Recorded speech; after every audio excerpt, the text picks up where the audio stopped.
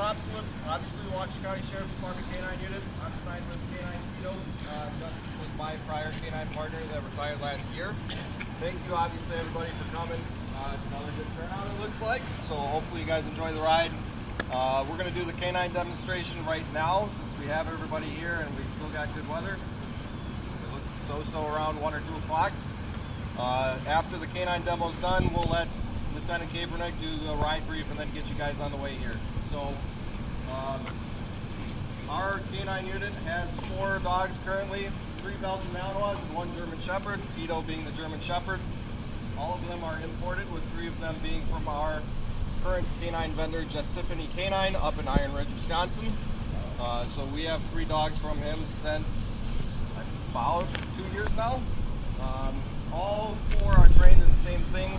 They're classified as dual-purpose narcotic canines, meaning that they are trained to detect narcotic odor as well as do patrol work. All 4 canines are also assigned to the Tactical Enforcement Unit, which is essentially our SWAT team. So all 4 handlers and their dogs, if needed in a tactical capacity, are able to be utilized on our SWAT team.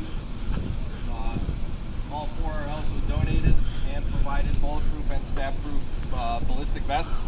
So if we are going into some sort of high-risk deployment, whether it be we're going into an armed call, a high-risk traffic stop, or anything like that, that would require the potential for weaponry, we'll place that on them so it gives them a little bit more protection. In addition, all squads are outfitted with a heat deployment system.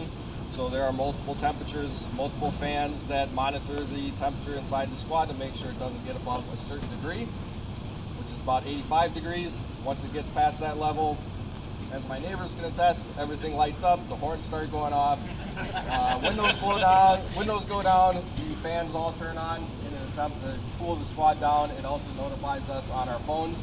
We have Bluetooth capacity, so if we're somewhere way out of range, it'll notify us what the squad's doing and how hot it actually is. Passenger doors are also hydraulic.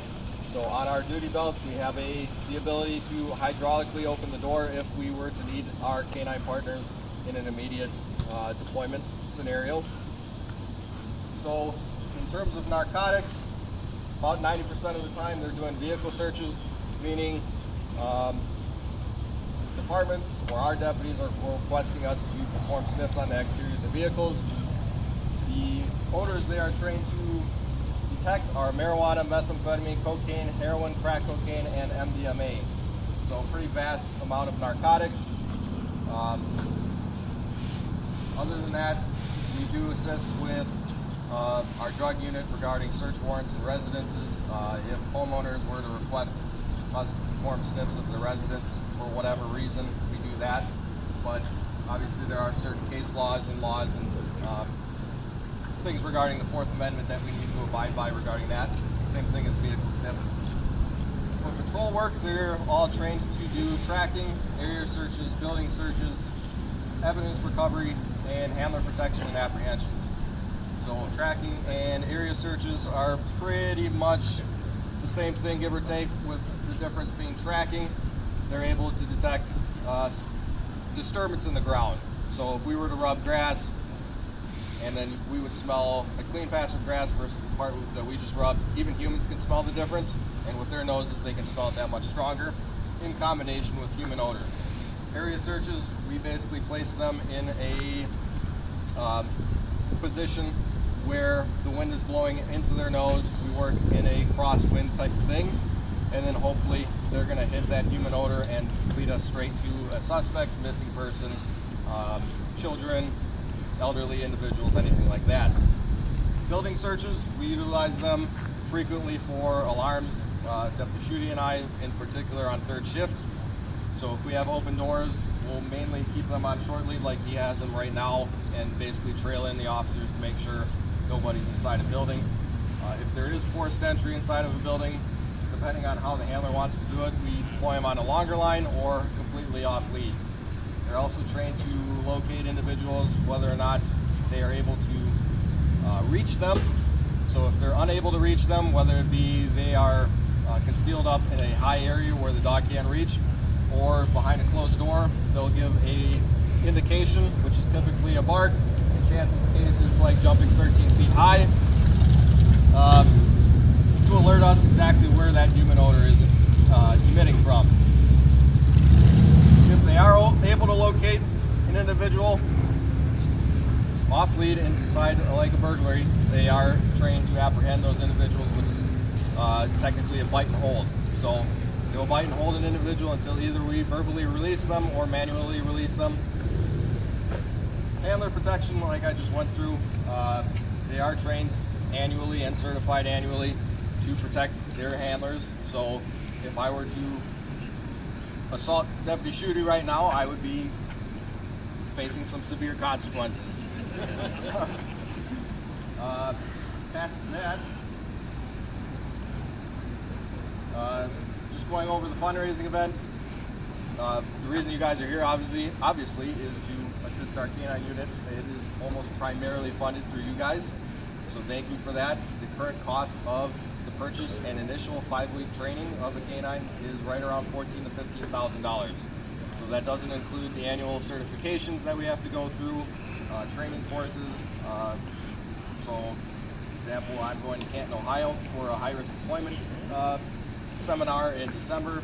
Deputy Shooty is attending a tracking class. So these are all things that your money goes to, in addition to the equipment that goes in our squads, leashes, other harnesses, all that stuff is contributed because of you guys. So thank you very much for doing that. What we're going to show you right now is narcotics. So all our dogs are trained for passive alerting, meaning they're not trained to scratch at cars or damage cars. Basically, they're going to put their nose as close to source where they're detecting narcotic odor as possible. They either sit, lay down, or they'll jump up and basically lean their front paws or their front elbows against an area and sit and wait there until they get rewarded.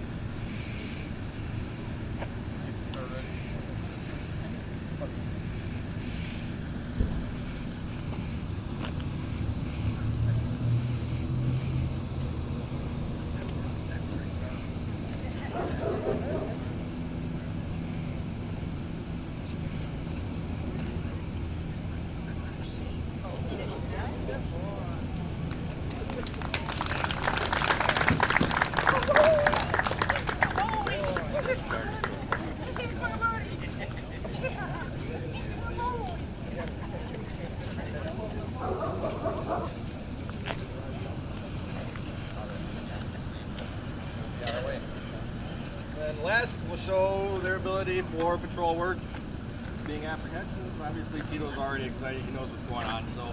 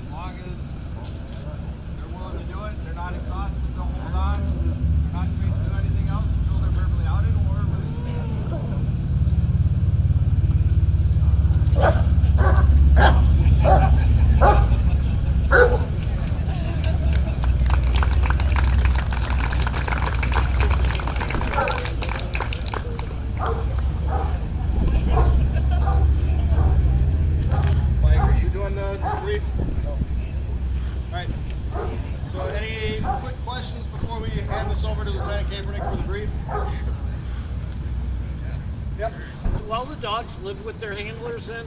Yep, all four live with their handlers 24/7, 365. Okay. We have not had a single dog that's been retired and not stay with their handler since 1990. Nice. So mine's still at home at 11 years old, just hanging out, being a regular dog. That's awesome. Anything else? If you and the kids are play fighting, did the dog go back into protection mode? No, he's retired long enough that he just totally does not care about anything.